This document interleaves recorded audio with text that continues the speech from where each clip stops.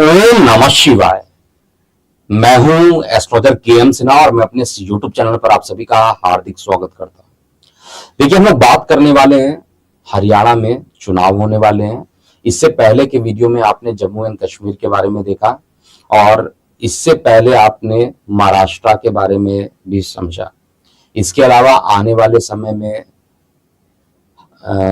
और भी कई प्रदेश हैं, जैसे झारखंड है, वहां पर भी विधानसभा चुनाव होंगे। फिलहाल अभी जो डेट निकल के आ रहे हैं उसके हिसाब से हरियाणा में जो चुनाव होंगे उनके जो परिणाम 4 अक्टूबर 2024 को आएंगे और उस दिन का जो गोचर है उसमें शुक्र चंद्रमा जो रहेगा भारत की कुंडली के रिस्पेक्ट में षष्ठम भाव में रहेंगे। शुक्र एक स्त्री ग्रह है, चंद्रमा भी स्त्री ग्रह है और भारत की कुंडली में भी चंद्रमा में शुक्र की अंतर चल रही है।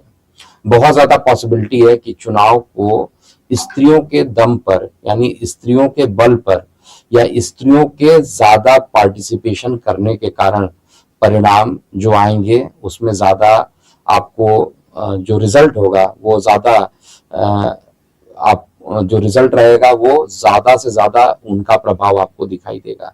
लेकिन हम लोग केवल यहाँ पर बात करने वाले हैं कि किसकी बनेगी सरकार। देखिए, दो ही पार्टी वहां पर है जिनकी सरकार बनने की प्रोबेबिलिटी की बात की जा रही है। एक तो कांग्रेस और दूसरा भारतीय जनता पार्टी। हालांकि भारतीय जनता पार्टी के साथ जो है सहयोगी दल भी जुड़े हुए हैं और इसी कारण जो है सरकार बनी थी। और मनोहर लाल खट्टर, जिनके बारे में बताया गया था पिछले जब चुनाव हुए थे उस समय मैंने प्रेडिक्शन दिया था कि इनकी सरकार बनेगी और कहीं ना कहीं ऐसा ही हुआ था। भले ही 40 सीट इनकी आई और एग्जैक्टली 41 सीट की जरूरत 45 सीट की जरूरत थी कम से कम, क्योंकि 90 सीटें वहां पर होती हैं। चुनाव इस बार का जो होने वाला है काफी, आप ये मान के चलिए कि एक तरफा ही चुनाव आपको देखने को मिलेगा। हालांकि कई लोग सोचेंगे कि वहां पर जो है त्रिकोणीय मुकाबला होना ज्यादा अच्छा है, लेकिन मुकाबला जो रहेगा वो वन साइडेड मुकाबला रहने वाला है इस बार, क्योंकि दशा अंतरदशा काफी चीजें चेंज हुई हैं। और जब चुनाव की बात की जाती है तो चुनाव में सबसे पहले गोचर को ही देखा जाता है। जिस समय चुनाव होंगे उसके कुछ दिन के बाद बृहस्पति भी वक्री होंगे और जिस समय चुनाव के परिणाम आ रहे हैं, जिस समय चुनाव हो रहे हैं उस समय शनि भी वक्री है। अब होने क्या वाला है इसको समझिएगा। अगर हम हरियाणा की बात करते हैं तो नायाब सिंह सैनी जो वर्तमान में सीएम है उनकी कुंडली मुझे प्राप्त नहीं हुई है और इस कारण से जो प्रेडिक्शन होगा वो नरेंद्र मोदी जी की कुंडली से, क्योंकि उनके नाम से वोट आएंगे। और साथ में भारतीय जनता पार्टी की जो कुंडली बनती है 8 अप्रैल 1980 11:45 दिल्ली की। तो इन दोनों चार्ट को अगर आप चेक कीजिएगा, एक तो माननीय मोदी जी का चार्ट और साथ में आप भारतीय जनता पार्टी का चार्ट, इस चार्ट को जब आप पूरा एग्जैक्टली कैलकुलेट करेंगे, समय अभाव के कारण मैं यहाँ पर आपको बहुत ज्यादा इसकी व्याख्या नहीं कर रहा हूँ, केवल आपको इसके चार्ट डिस्प्ले में दिखा रहा हूँ। और दोनों ही चार्ट में अगर आप देखिएगा तो इस समय परेशानी जबरदस्त दिखाई दे रही है।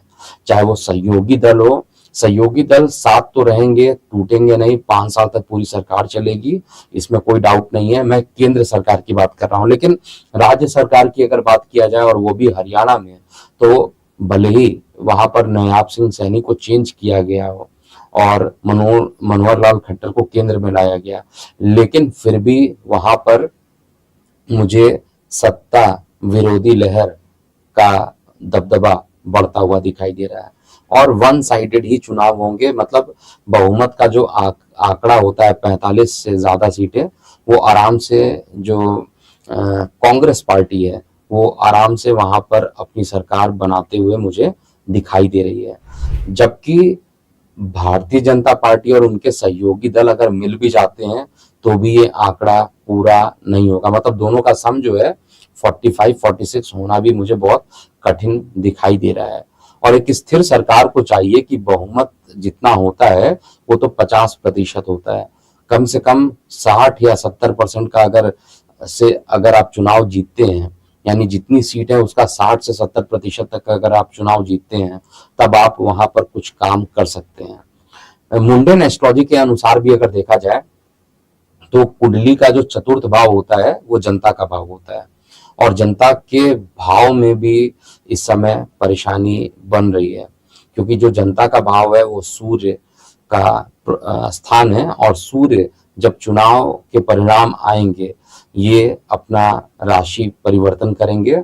और जो मैंने कैलकुलेट किया हुआ है, सूर्य जो रहेंगे वो कन्या में रहेंगे, और शुक्र चंद्र जो रहने वाले हैं वो आपके तुला में रहेंगे। तुला में जो शुक्र रहेगा वो मालव्य नाम का योग बनाएगा, लेकिन लग्नेश का कभी भी षष्ठम में बैठ के द्वादश को देखना, एक प्रकार से कहा जाए कि कहीं किसी भी राज्यों में एक सत्ता विरोधी लहर का अचानक से बढ़ जाना, इसको हम लोग कह सकते हैं कि लोग कांग्रेस के पास इसलिए नहीं जाएंगे क्योंकि कांग्रेस बहुत अच्छा करने वाली है, लोग कांग्रेस के पास इसलिए जाने की कोशिश करेंगे क्योंकि बीजेपी अच्छा नहीं कर रही है कुछ राज्यों में, और वो अच्छा क्यों नहीं कर पा रही है वो कमेंट सेक्शन में आपको लिखना चाहिए।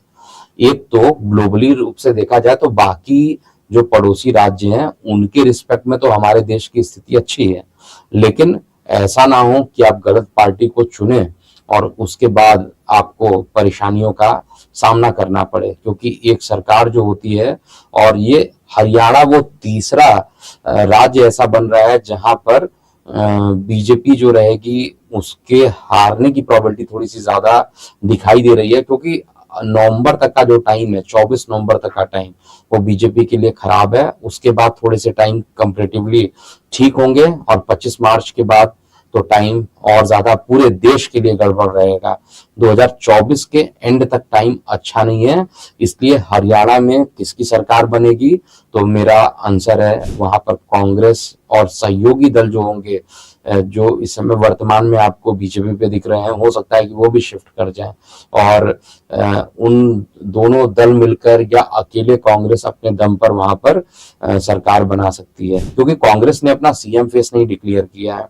जनरली हुड्डा जी वहां पर सीएम फेस के रूप में निकलते थे, लेकिन अब वो सीएम फेस के रूप में चुनाव नहीं लड़ रहे हैं। चुनाव तो लड़ेंगे लेकिन सीएम फेस घोषित नहीं किया गया कांग्रेस की तरफ से।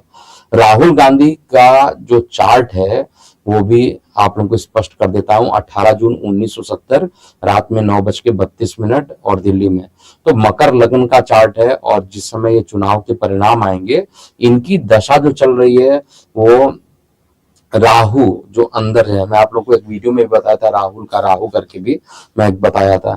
तो मंगल के अंदर सूर्य 19 सितंबर 2024 से 29 अक्टूबर 2025 तक चलेंगे। मंगल के अंदर ये शनि चलेंगे, मंगल के अंदर शनि का प्रभाव रहेगा। मंगल अगर आप देखिएगा तो मंगल षष्ठम भाव में बैठा हुआ शत्रु अंता योग बनाया हुआ है, और शनि भले ही नीच के हैं लेकिन वक्री हैं। तो ये कंडीशन ये जरूर बन रहा है कि इस चार्ट में 19 सितंबर 2024 लेके 29 अक्टूबर 2025 तक राहुल गांधी अपनी इमेज को थोड़ा बढ़ाने की कोशिश करेंगे, लेकिन कुछ राज्यों में, जैसे मैं फिर से एक बार कंक्लूजन दे देता हूं, जम्मू कश्मीर में भी इनका इन्वॉल्वमेंट जिस तरीके से हुआ है, वहां पर कहीं ना कहीं दूसरे लोगों के साथ जोड़कर तोड़कर वो वहां पर सरकार बना पाएंगे।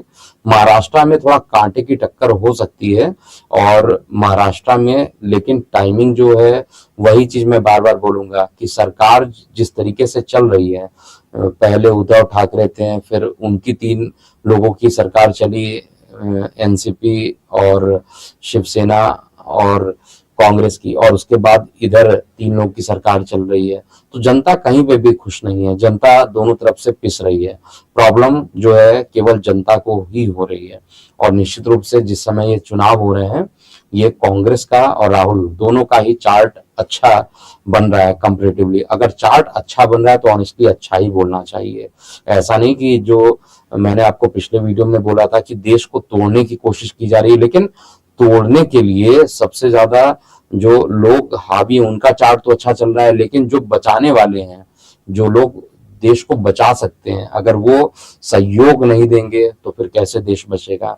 जब आप उत्तर प्रदेश में अयोध्या को नहीं बचा सकते हैं, और आप जिस मैनिफेस्टो को लाया गया था उस मैनिफेस्टो के दम पर 303 नंबर बीजेपी अकेले 2019 में लाई थी। लेकिन अगर आप मैनिफेस्टो के अकॉर्डिंग वोट नहीं कर रहे हैं और ये सोच रहे हैं कि कोई दूसरी सरकार बदल जाएगी और आपको जॉब मिल जाएगा, तो मैं आज लिख के दे रहा हूं, जॉब कोई नहीं दे पाएगा, ये मैं आप लोगों को बता चुका हूं। और जॉब के लिए जो स्किल होना चाहिए, स्किल वर्किंग ज्यादा रिक्वायरमेंट है, और केवल याद करके डिग्री पाकर कोई भी इस समय अगर ये चाहता है कि उनको एम्प्लॉयमेंट मिल जाए तो वो नहीं होगा। स्किल डेवलप करने पर ही ज्यादा हम लोग को वर्क करना चाहिए।